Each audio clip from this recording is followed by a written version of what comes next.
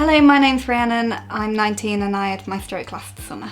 Before my stroke I was an elite British figure skater, so I'd train about 30-35 hours a week on and off the ice. I trained about 30-35 hours a week, I gym trained as well, and so my life was pretty hectic, but at the same time I pretty much loved life. Doing my A-levels as well, I was doing English Lit and English Language A-levels, got a place at university in Oxford to do an English Lit degree. So even though my life was very busy, it was very enjoyable and I truly loved everything that I did at the time. I've been not very well for about 5 years now, but nobody's ever quite found the cause as to why. My health started to get worse the 6 months preceding up to my exams, which I put down to stress. And so I was so excited for my exams to finish because I thought, right, my symptoms are going to settle down and go back to normal. While I was skating, my vision suddenly went really white and I started going really dizzy. And I went, oh, this is a bit odd, but I've suffered with dizziness for 4.5 years, so I carried on skating. And I then suddenly felt I was falling towards the right. So I went, this is a bit strange. I'm going to get off for 10 minutes, have a break. I'm probably just a bit tired and a bit frazzled. Got off and within 30 seconds of sitting down on a chair, collapsed off a chair and fell to the right.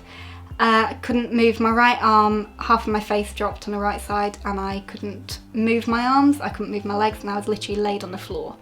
I could speak but my speech was slurred. People wanted to call an ambulance and I went, nope, I'm absolutely fine, just give me half an hour and I'll be fine. And because I suffered with headache, dizziness, blurred vision, I went, it'll just be my head, I'm fine.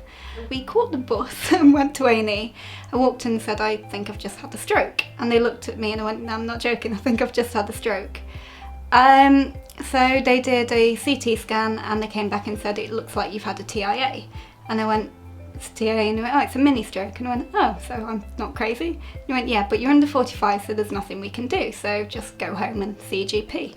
By the Tuesday afterwards, I was feeling a bit more back to normal. I felt like my brain wasn't invaded by aliens anymore, and I didn't feel drunk, because it felt a bit like I drank about 20 bottles of red wine. And I don't drink, so it was a very weird feeling. Got back on the ice and started spinning and jumping again and taking it very steady, but I suddenly found I wasn't dizzy when I spun, and I was like, oh, maybe this is, maybe a TIA solved all my health issues that I've had for the last 5 years. This is wonderful. So I was like, this is brilliant. A week later, at the beginning of July, I think it was the 6th of July, I started tripping over my own 2 feet when I was skating again. I was struggling to see where I was going.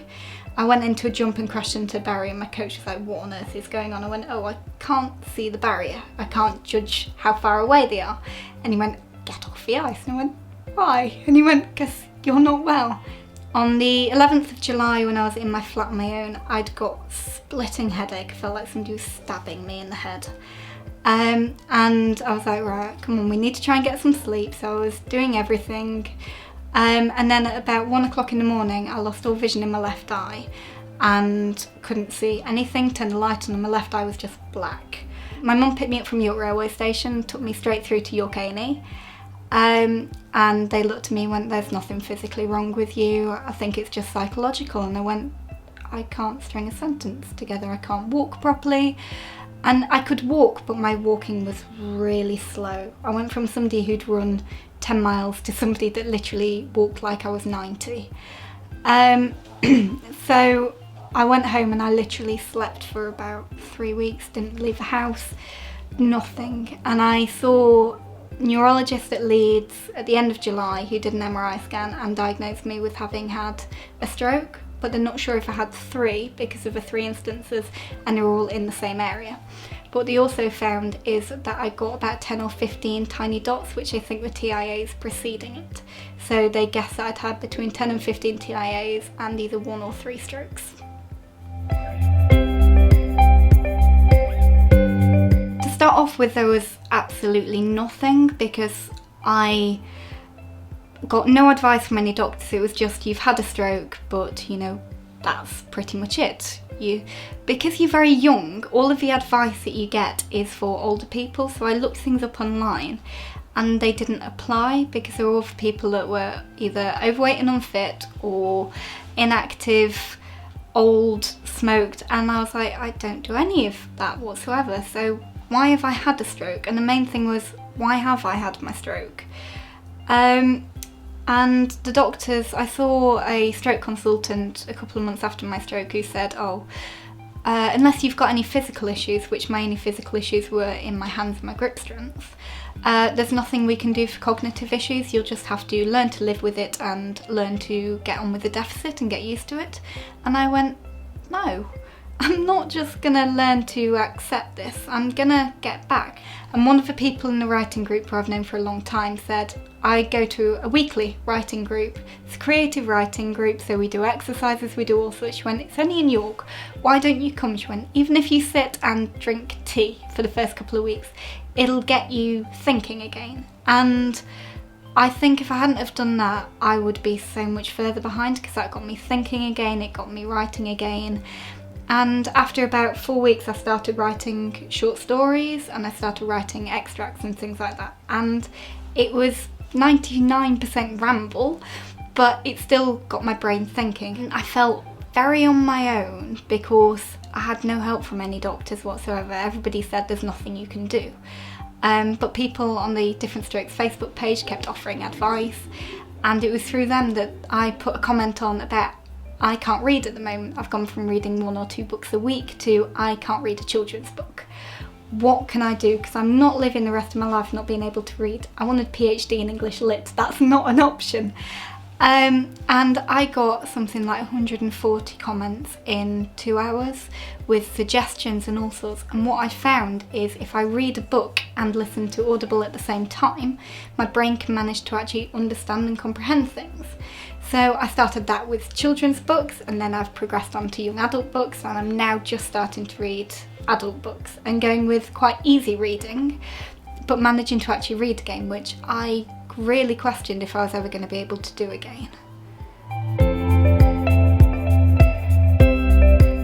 I got back on the ice at the beginning of September, which I was absolutely terrified for, because 2 out of the 3 of my strokes were while I was on the ice. The third was when I was on my own, which was almost more terrifying, but because 2 out of the 3 were while I was skating, subconsciously, even though skating, all I wanted was to get back on the ice, I was putting it off, and I was like, I don't want to do this. And because of the exhaustion, when you're so exhausted, you lose all inhibition and you lose all excitement for doing anything and motivation, because you're just so exhausted. So life is quiet, but at the same time I'm working towards getting back, and nothing will stop me getting back training and competing again.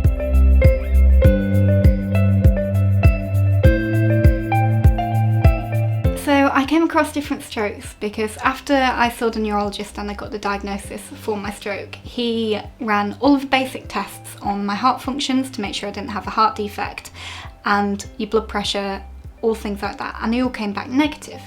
And he then turned around and said, about 2 weeks after I was diagnosed with my stroke, you fit into the 20% of people that have had a stroke and we can't find the cause. And I went, well, find it. So I felt completely and utterly abandoned. And it was at that point that my dad actually got in touch with Different Strokes and found them online. I'd had a friend who's a skating coach in Sheffield who, when he'd heard about my stroke, suggested Alex Murphy, who's somebody who works with Different Strokes. And I'd looked her up and I'd done nothing, because I didn't want to admit I'd had a stroke. Because my stroke didn't affect me physically, I didn't feel like I could say I'd had a stroke, because people looked at me and went, but you don't look like you have. My dad emailed them and they put me in contact with Alex. Alex sent me an email and I got the email, and it took me 4 days to respond to it. I just looked at it and went, what are you going to be able to do? It's going to be of no help whatsoever. And I eventually emailed it, and she's the most energetic person you'll ever meet. And she was bouncing up and down. She's like, I want to speak to you on the phone, I want to do this, I want to do that, I want to do the other. So I spoke to her on the phone. She went, can you come down to London this weekend? And I was like, okay, right. And she was like, can you come? And I was like, okay. Spoke to my mum, I was like, okay, we'll go, you can meet her. And I actually went to the abseil down in London last summer and met Alex, which was brilliant. She said, bring your skates. And I went, why? And she went, because I'm taking you skating. And I went, why? And she went, because you need to get back on the ice. And she took me skating, and we just clicked, because not only was she somebody who'd had a stroke herself, but she understood skating, and she understood the complete insanity that skaters have, basically. And we got talking, but then she said, oh, have they found the cause to your stroke? And I said, no. And she said, oh, I had my stroke, which was caused by heart defect, but then a year later my dad had a stroke. And my dad actually found out that he has a rare blood disorder. And she said, I'll send you an email link to the blood disorder. So she sent me the link, and I clicked on the link and I looked at it, and I think I ran downstairs, and I just remember shouting at my mum and saying, you need to look at this. And my mum went, why? And my mum's expression was the same as mine, and I went, oh my God. I had 16 out of 17 symptoms. The only symptom I was missing was a rash. I'd got everything, my age fitted, the fact I'd had a stroke, everything. And I went, how do I get tested for this? But it's a very rare condition, and most people don't know how to test it. So GPs will run the blood test, but they don't run it correctly, because it's a clotting disorder. The blood has to be tested within an hour of being taken, while at GP practice it'll take a day, 2 days before it's tested, so the test will come back negative. Because it's so rare and it's so unusual and hard to detect, you have to fit the profile exactly.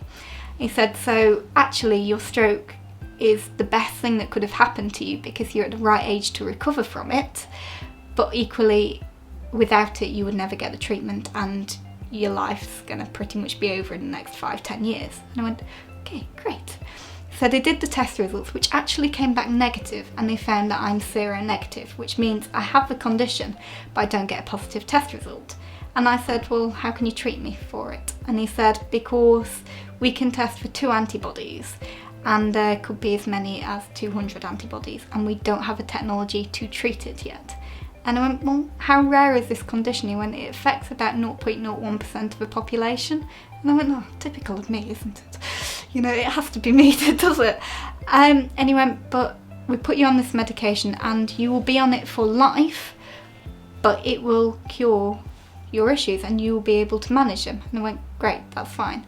And without having been put in contact with Alex, I would never have found out about different strokes. I would never have found out about the condition, which is called Antiphospholipid Syndrome.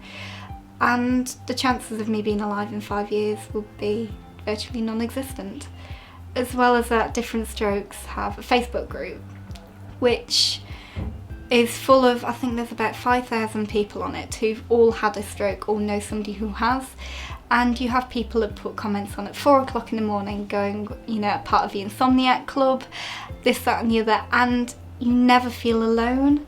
While beforehand, a stroke is the loneliest thing you can go through, because my parents are so supportive and wonderful, but they have no idea what it feels like to literally have your brain taken away from you and just you literally lose your identity. And it is like grieving a loss, but you're losing yourself because you have no idea who you are anymore. You can help other people and other people can help you, and it's just the most amazing group. They call it the best group you never wanted to be part of, and I do agree with that completely, because they're such a wonderful group of people. My aims and plans for the future are, now that I'm starting the medication for the antiphospholipid syndrome, my life's actually going to go back to normal for the first time since I was 14. All of the symptoms that I've had that I've forgotten are symptoms are going to start going. All the things that I've thought were character flaws or just issues that I have that other people don't, I've found are actually symptoms. And that's quite hard to deal with, because you realise that you're not useless as a human being, your body's literally not working properly. My aim is to start university hopefully in September. I've got a place and they said that they'll hold my place at university for 3 years, but they've offered me to do it part-time as well. So if I'm feeling well enough, I'm going to start doing a part-time degree in September and start my 7-year degree to go up to PhD hopefully. And hopefully get back into full training. My aim is to start competing sort of a mid-end year and just see how it goes, and then next year in 2020 go full on and just be like, look, I'm back, welcome, I'm here. And just show people what you can do, because nothing will stop me from living my life, and nothing's gonna stop me. I didn't expect to have a stroke at 19, and being so physically fit and active, you wouldn't think about it, because you literally think about your grandparents and you think about people who are inactive, who are old, smoke, unhealthy, overweight, and you don't have to be. Anybody can have a stroke, and they are so more common than you think they are. Just start reading, start doing things, but do it in little chunks and build it up. If you start with 5 minutes, build it up, try something new. I started playing piano to be able to help with my hands and help with my actual coordination. I've never played piano in my life. But you will discover new things about you, and you have to learn to embrace a new side of you. But just like anything, we always grow and develop, and don't see it as losing who you are. See it as an ability to grow and develop and gain a new part of you. And that's what I would say you need to do.